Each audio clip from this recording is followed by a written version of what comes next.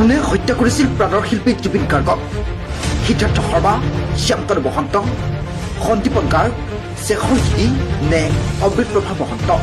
জুবিনৰ মৃত্যুত জড়িত আছিল নেকি কোনো হাই প্ৰফাইল ৰাজনৈতিক নেতা?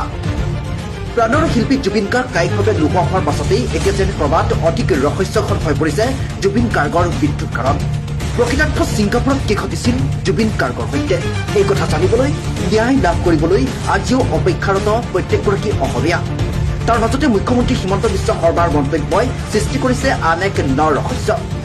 মুখ্যমন্ত্ৰী হিমন্ত বিশ্ব শৰ্মাৰ স্পষ্ট কথা, দুৰ্ঘটনা নহয়, হত্যা কৰা হৈছিল জুবিন গাৰ্গক। মই আজি আৰু আপোনালোকক দুৰ্ঘটনা বুলি কোৱা নাই, জুবিন গাৰ্গৰ হত্যাকাণ্ডৰ চাৰ্জশ্বিট আমি 17 ডিচেম্বৰৰ আগতে দিব লাগে।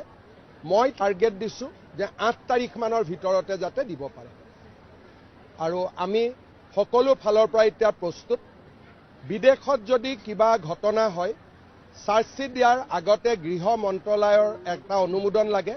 কালি মই গৃহমন্ত্ৰী অমিত শ্বাহ ডাঙৰীয়াকো সাক্ষাৎ কৰি আহিছোঁ, যাতে আমি অনুমোদনটো সোনকালে পাব পাৰোঁ।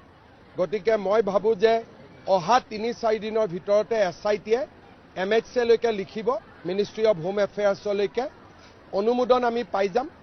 আৰু লগে লগে আমি লাষ্ট ডেট 8-9-7 আমি চাৰ্জশ্বিট দি দিম।